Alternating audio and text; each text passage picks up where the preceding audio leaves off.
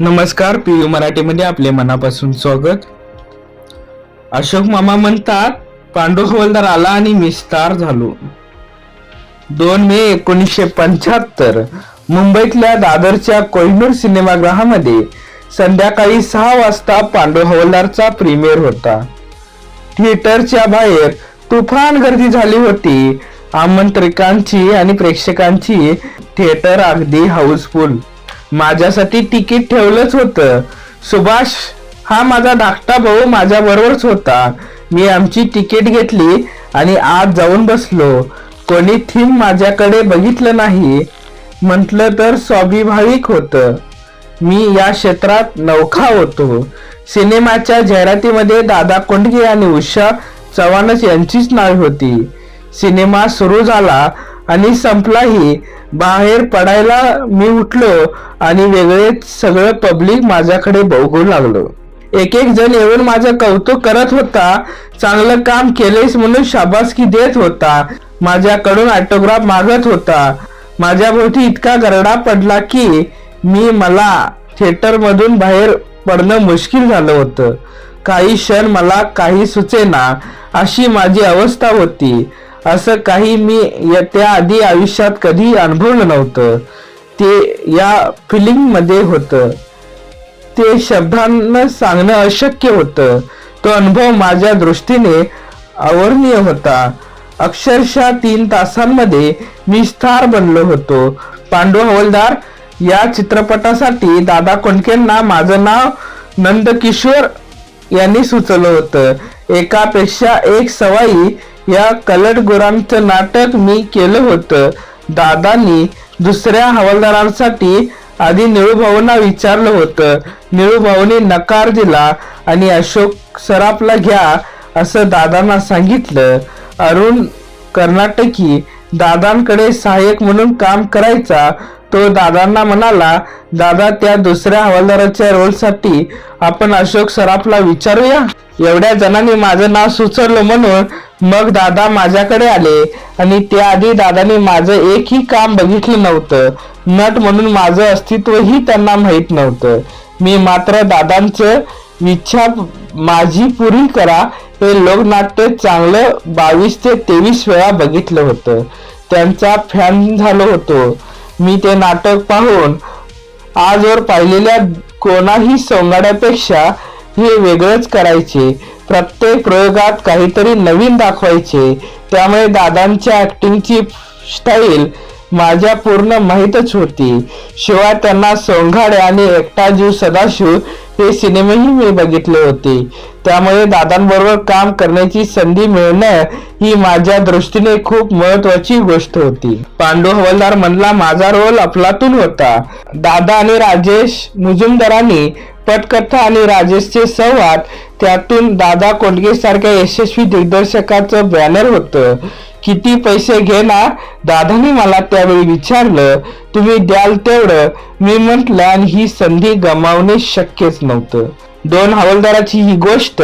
एक साधन, दुसरा भ्रष्टाचारी. जयप्रभा स्टुडिओ मध्ये शूटिंग होतं. 11 ते 20 ऑक्टोबर 1974. 11 तारखेला माझ्या कामाचा पहिला दिवस.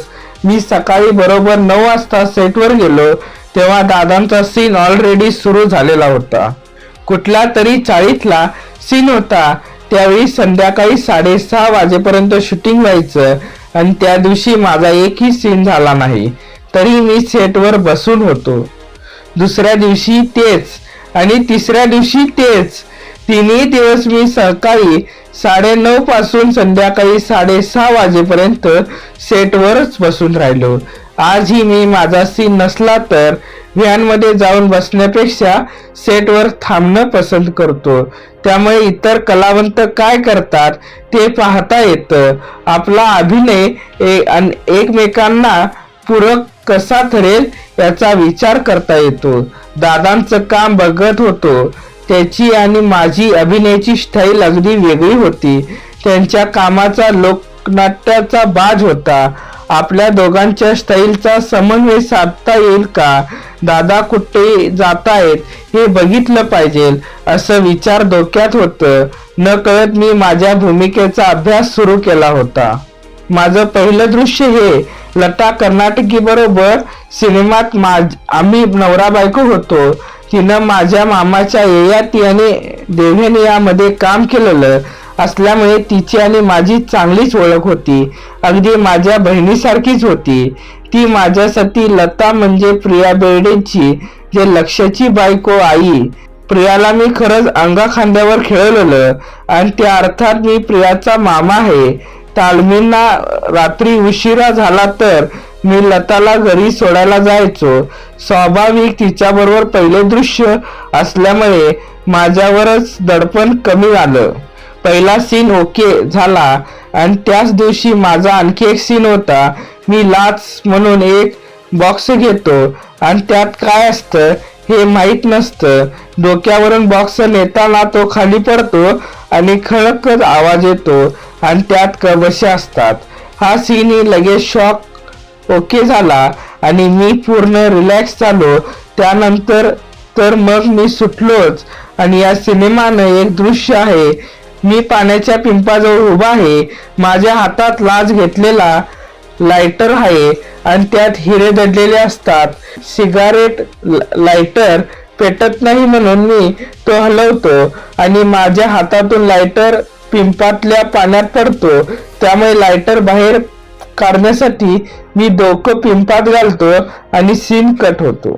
त्यावेळी झालं असं की मी पिंपात डोकं घातल्यानंतर माझं डोकं पाण्यात बुडालेलं आणि दिग्दर्शकांना कट मला ऐकूच आला नाही. त्यामुळे मी बाहेरच येईना आणि माझ्या नाकातोंडात पाणी जायला लागलं. मी गुदमरला लागलो. शेवटी लोकांनी मला ओरडून बाहेर काढलं. तेव्हा मला कळलं की सीन केव्हाच ओके झालाय. रुई आम्ही तिला पद्या म्हणायचो कारण ते तिचं नाव होतं. ती सुद्धा या सिनेमात होती. तिचा हा पहिला सिनेमा. आमचं एक गाणं होतं एकत्र. नृत्य दिग्दर्शक होते मनोहर नायडू. त्यांनी एक सहाय्यक होतं. तिच्या बरोबर मी या नृत्यात प्रॅक्टिस करत होतो.